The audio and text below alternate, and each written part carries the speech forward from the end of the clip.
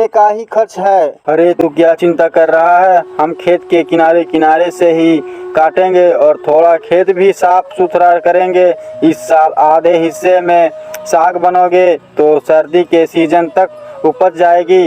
घर का खाने पीने का गुजारा तो खेत से निकल जाएगा। और अब बेटा, हो सके तो आज रसोई में एक बोरा चावल गिरवा दे। आगे बरसातें लगने वाली है, चावल बड़े महंगे दाम का बिकेगा। माँ, फिलहाल के लिए 2-4 किलो चावल खरीद कर ला देता हूँ। अभी मुखिया जी के खेत में फसल की कटाई चल रही है, पैसे मिलते ही बोरी चावल भरवा दूंगा। वैसे तो ऊपर वाले ने खेती बाड़ी करने के लिए इतनी जगह जमीन दे रखी है, लेकिन मैं तभी किसी काम का नहीं। खेत नहर जुड़ा हुआ है जो मैं हर साल कोई सी फसल लगा देता हूँ। पानी आने के चलते खराब जाती है और ऊपर से इतने महंगे रेट का अनाज खरीद कर खाना पड़ता है। अगर खेत किसी दूसरे खेत से जुड़वा हुआ होता तो हम भी अनाज उपजा कर खाते। अब कुछ देर में दोनों सास बहू दोनों मिलजुल कर मछली साफ सुथरा करते हैं और माधवी सिल पट्टी पर मसाला पीसकर मछली बनाती है। माँ जी, मछली बनाने के बाद इतनी थोड़ी सी हो गई है, लेकिन सबका हो ही नहीं पाएगा।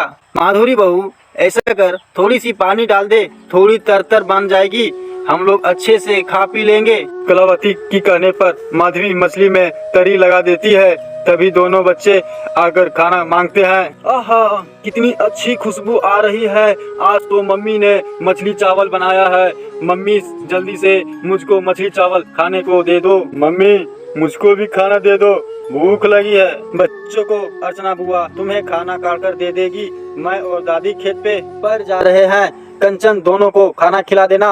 भाभी, आप चिंता मत कीजिए, मैं दोनों को खाना खिला दूंगी, आप जाइए। थोड़ी देर में दोनों सास बहू अपने खेत पर आ जाते हैं। जो कि परती बड़ा हुआ था, वही अगल बगल में से ने अपने खेत में चावल की खेती लगा रखी है और कुछ खेत में धान की पूजन रुपाई का काम चल रहा था। राम जी की सीताराम भाई, कैसी चल रही है खेती बाड़ी? अरे फसल का काम ठीक ही चल रहा है कलावती बहन, इस बार तो चावल की रोपनी जल्दी कर ली है तो कटाई भी जल्दी होगी। पिछले महीनों तक धान फूट जाएगा और 3 महीने में चावल की बढ़िया फसल तैयार हो जाएगी। काका, अपने चावल के 6 महीने वाली फसल लगा कर रखी है क्या? हाँ बहुरिया, इस बार 6 महीने वाली चावल की खेती करे हैं। थोड़ा उपज अच्छी निकल जाएगी तो बाजार में अच्छे दाम मिल जाएंगे।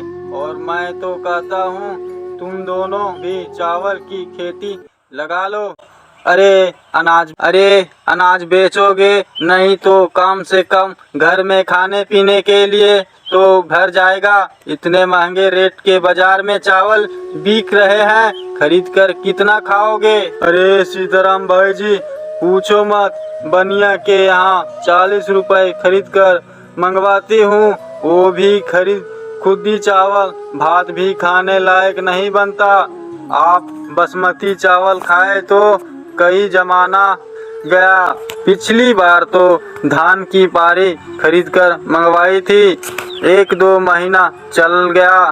फिर तुम दोनों चावल की खेती कर लो, क्योंकि इस बार चावल का बाजार तेज होने वाला है। फिर खरीद कर खाना बस नहीं होगी।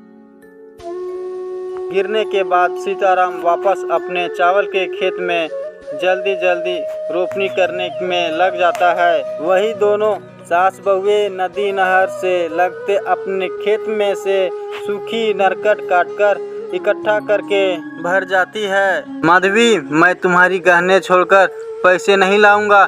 एक तो इस बार गरीबी के चलते आज तक मैं तुम्हें गहना बनवा कर नहीं दिया, तो इन्हें बेचने के मेरा अधिकार नहीं है बनता। केशव ठीक कह रहा है बहू, ये गहने तेरे पिताजी के चढ़ाए हुए हैं, इन्हें मत बेचो। माँ जी, मैं इसे बेचने के लिए थोड़ी कह रही हूँ, केवल गिरवी रखने के लिए कह रही हूँ। जब हमारी चावल की खेती अच्छी होगी तो हम गहने बाद में छुड़वा लेंगे। केशव, उन टॉक्स को सुनार से गिरवी रख देता हूँ। देख भाई, चीज तो अच्छा है लेकिन हल्का गहना है, इससे 10,000 से ज्यादा नहीं दे पाऊंगा। बल्कि अगर बेचना चाहते हो तो अभी 20,000 ले लो। अरे नहीं नहीं नहीं सेठ जी, मुझको ये गहने बेचने नहीं है, ये तो मजबूरी में खेती करने बेच रहा हूँ। अगर देखा जाए तो हमारे खेत से नहर का लगाना लाभकारी ही होगा।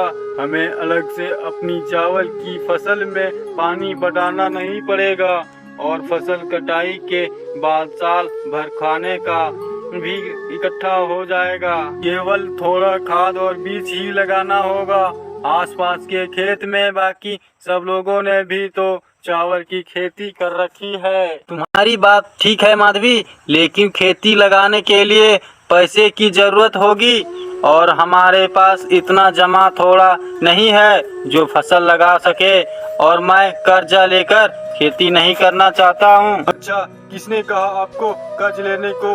आप रोकिए जरा। माधवी अपने सोने के कान के टॉप्स लाके केशव को दे देता है। ये ले लीजिए, इसे गिरवी रख कर पैसे ले आइए। माधवी को अपने गहने बेचने के लिए दे देते हैं। केशव की आंखें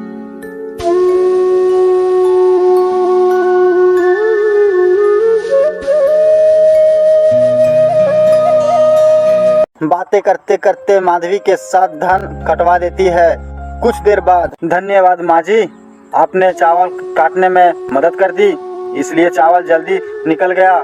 बहू, जल्दी से चावल बिठा दे, आज खाना पीना बनाकर जल्दी हमें खेत देखने भी जाना है। माधवी जल्दी से टोपी के बर्तन में मिट्टी लगाकर चूल्हे पे चावल बनाती है। तभी केशव थोड़ी सी मछली मारकर ले आता है। माधवी, ये लो मछली लेकर आया हूँ, बच्चों का मन था मछली खाने का, बना देना। केशव उन मछली को जाली में से बर्तन में निकाल देता है।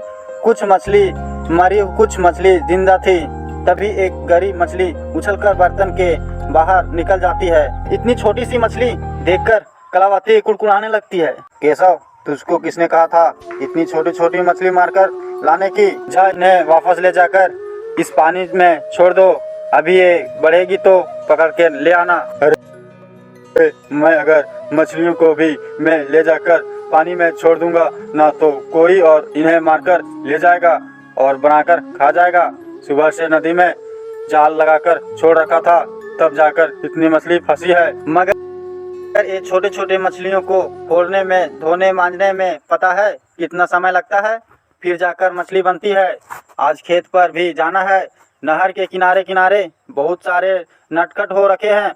मैं और बहू जाकर काट कर ले आएंगे तो थोड़े दिन जलाकर खाना पीना बनेगा। माँ, कोई जरूरत नहीं है नहर में नरकट कर लाने की, तुम्हें पता है ना इस साल नहर में मछली पालने करने के लिए मछुआरे ने कितनी मिट्टी काटकर नहर में पानी भरवाया है। नहर बहुत ही गहरा हो गया है, जितने का एक दिन काटने नहीं जाओगी। नहरे में दरार पड़ने लगे और खेतों में मिट्टी फटकर सफेद हो गई। गांव वाले घबराने लगे। अगर ऐसा ही रहा तो अनाज नहीं उगेगा, पशुओं को पानी कहाँ से देंगे, बच्चों को खिलाने का क्या है। धर्मदास और भोलाराम ने इसे भी अपने फायदे का जरिया बना लिया। भोलाराम ने ऊंचे दम पर पानी के मटके बेचना शुरू कर दिया। धर्मदास ने कहा, जिसके पास पैसा है वही पानी पिएगा, गरीब लोग खुद जाने। गरीबों को आंखें में आंसू थे, प्यार से बच्चे निकलते थे और बूढ़े लोग बिना पानी के तड़पते थे। मोहन और सोहन ने यहाँ सब देखा तो उनका दिल कांप गया। सोहन बोला, अरे भाई, अगर ऐसा हो तो गांव खत्म हो जाएगा, हमें कुछ करना होगा। हाँ भाई, जंगल के उस पार एक कुआं है जिसके सब लोग भूत कहकर छोड़ चुके हैं, अगर उसे हम साफ कर दे तो पानी निकल सकता है। गांव वाले डरते थे उस कुएं से, कहा जाता था कि वहां रात को अजीब आवाजें आती है। लेकिन मोहन और सोहन ने ठान लिया, रात का समय था, दोनों ने मसाले उठाए और उस पुराने कुएं तरफ निकल पड़े। कुआं और सचमुच डरावना लग रहा था। आसपास झाड़ झंगार, अंदर से अजीब सी सिलंग की गंध। सोहन कांपते हुए बोला, भाई यहाँ सचमुच भूत है। नहीं भाई, भूत नहीं होते। असली भूत और लालच और डर है, हमें उन्हें डराना है। उन्होंने कुओं की सफाई शुरू की है, दिन रात मेहनत की, झाड़ियां काटी और धीरे धीरे कुएं का पानी ऊपर आने लगा। कुछ ही दिनों में कुएं से साफ पानी मिलने लगा। गांव वाले जो पहले वो अब खुशी से भरोगे। धर्मदास और भोलाराम जैसे किसी ने थप्पड़ मार दिया हो, उनकी पानी बेचने की चाल खड़ी के खड़ी रह गई। गांव वाले चौपाल में इकट्ठा हुए। सबने मोहन और सोहन को धन्यवाद दिया। रामचरण काका ने कहा, आज इन दोनों भाइयों ने साबित कर दिया कि असली ताकत लालच और डर में नहीं, कि सेवा और साहस। अगर ये दोनों ना होते तो गांव प्यासा मर जाता। ऐसे नहीं लाऊंगा। एक तो इस गरीबी के चलते आज तक मैंने तुम्हें एक गहना बनवा कर नहीं दिया, तो इन्हें बेचने का भी मेरा अधिकार नहीं बनता। केशव ठीक कह रहा है बहू, ये गहने तेरे पिता के चढ़ाए हुए हैं, इन्हें मत बेच। माँ जी, मैं इसे बेचने के लिए थोड़ी कह रही हूँ, केवल गिरवी रखने के लिए कह रही हूँ। जब हमारी चावल की खेती